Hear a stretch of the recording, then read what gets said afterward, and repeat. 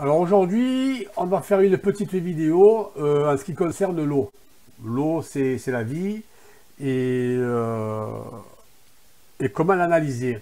Alors pour ce faire, je vais vous présenter deux appareils que j'ai découverts qui sont très efficaces. Un TDS, c'est un appareil électronique qui permet de mesurer les ppm, c'est-à-dire les particules par million. D'accord ? Ensuite, je vais vous présenter un autre appareil qui confirmera les résultats du TDS. C'est un appareil, c'est un électrolyseur. Il permet d'oxyder les minéraux qui se trouvent dans l'eau. Voilà. Vous allez voir les démonstrations et c'est très intéressant.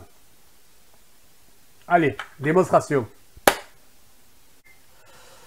Bon, pour la première démonstration, j'ai préparé donc 6 verres d'eau et j'ai préparé les fiches pour gagner du temps, pour éviter que la vidéo soit trop longue. Alors, on va commencer par l'eau de Marseille, celle du robinet.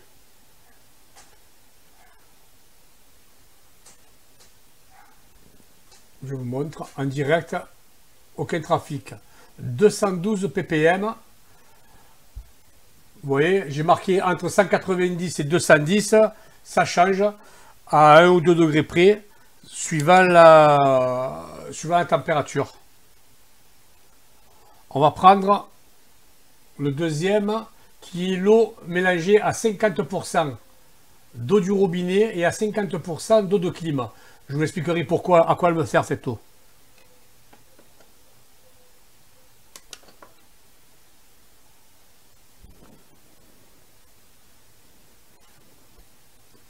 « 139 ppm. Vous voyez, j'ai marqué entre 130 et 140, ça varie.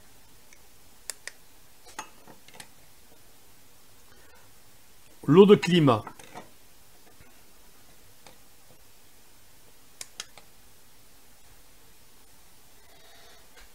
« 53 ppm. J'ai marqué entre 40 et 60, ça correspond.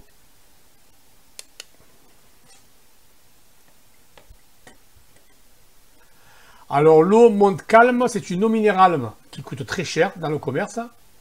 Et je ne vous dis pas le prix d'ailleurs. Ma femme utilise cette eau, mais vous allez voir pourquoi. Vous allez voir le résultat et vous allez comprendre.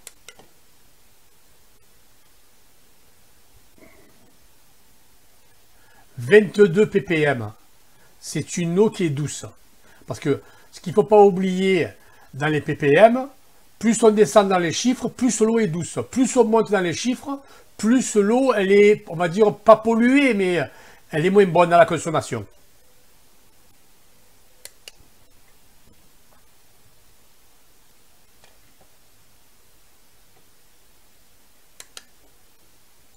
L'eau Volvic,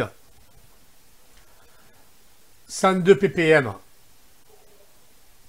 Vous voyez, l'eau Volvic, elle n'est pas si douce que ça. Hein. Comme on dit, c'est une eau minérale, oui, mais bon, elle n'est pas vraiment douce. Hein. 102 ppm, hein.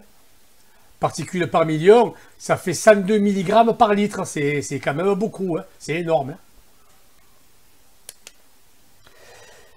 Et celle où j'ai été le plus déçu,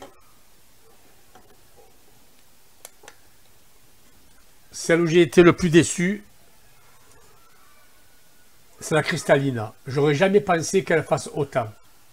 216 ppm, ce qui fait 216 mg de minéraux par litre. Parce que les ppm, c'est une eau chargée en minéraux. N'oubliez pas. Voilà.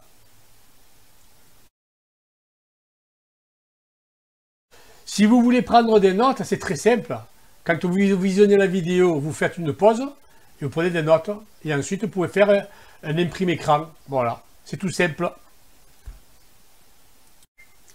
Alors, avec cette deuxième expérience, pour confirmer les résultats du TDS, hein, que nous avons fait sur la première expérience, je vais me servir d'un électrolyseur que voici. il va me permettre, l'électrolyse, d'oxyder les minéraux qu'il y a dans l'eau. Et vous allez voir les résultats. Suivant la couleur, ça confirmera bien les ppm du premier exercice. On y va.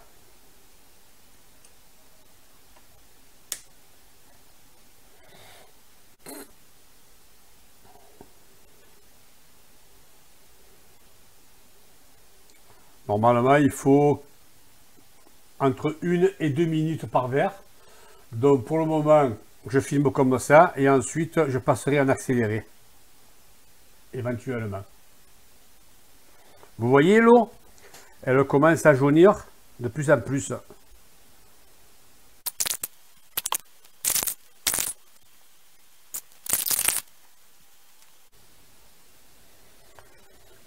Vous voyez la cristalline comme elle bout? Elle le fait comme l'eau du robinet. Pourquoi? Parce qu'elle est gorgée de minéraux. Vous voyez, regardez la différence entre la cristalline et la volvique. Ça confirme bien. J'arrête, hein.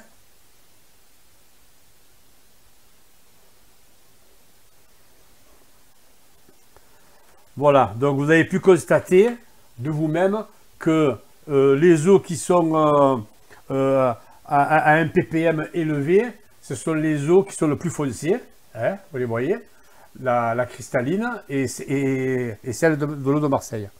Voilà. Bon. Regardez celle-là.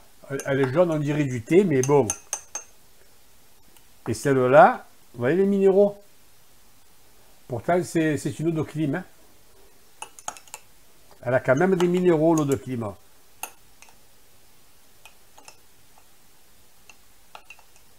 Et c'est vrai que la Montclar, il n'y a rien à dire. C'est pratiquement la meilleure. Regardez la Volvic.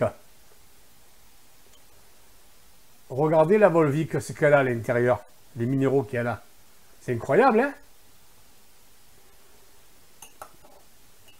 Et la cristalline, eh ben, elle est foncée à peu près comme celle du robinet de Marseille. À peu près. Voilà.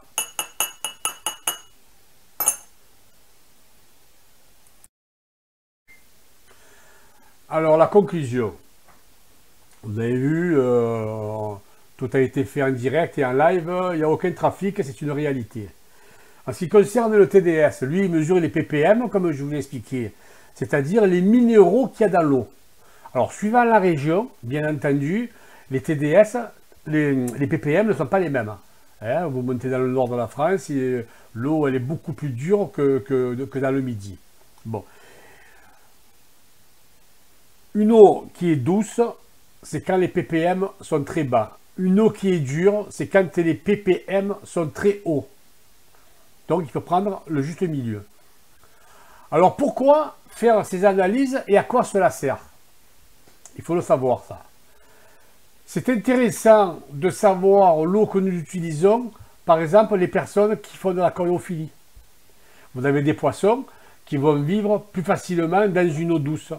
Et vous avez des poissons qui vont vivre plus facilement dans une eau dure.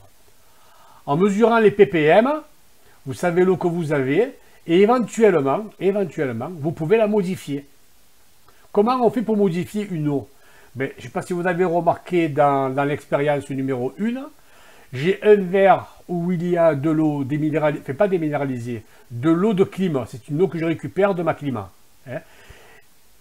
D'accord? Et une eau que j'ai mélangée à 50% d'eau du robinet et 50% d'eau de clim. Vous avez vu que le résultat n'est pas le même. Voilà. Voilà comment on modifie de l'eau. Vous pouvez modifier de l'eau comme ça, en mélangeant des eaux entre eux et ensuite en essayant de les bloquer à un ppm que vous désirez pour des poissons, pour boire, etc., etc. Voilà. Donc voilà à quoi cela sert de savoir l'eau que nous buvons et à quoi cela sert de savoir les minéraux qu'elle contient. Bon. Il faut savoir que le corps humain est constitué de cellules. Alors, une explication sur les cellules. Les cellules, si vous préférez, elles absorbent l'eau. Parce que quand on a soif, c'est quoi? C'est que notre corps demande un apport d'eau pour nettoyer son corps. C'est uniquement pour faire du nettoyage. L'eau, elle sert à nettoyer le corps humain. Si vous lui apportez une eau dure, après je vous dirai quelle est la meilleure eau pour le corps humain. Si vous lui apportez une eau dure, les cellules, elles ne peuvent pas absorber l'eau. Pourquoi? Parce que comme elle est chargée, elle est beaucoup chargée en minéraux, donc le bienfait de l'eau, les cellules n'en profitent pas. D'accord? Par contre, quand vous buvez une eau douce, qui est chargée aussi un peu en minéraux, là, les cellules absorbent plus facilement. Plus facilement.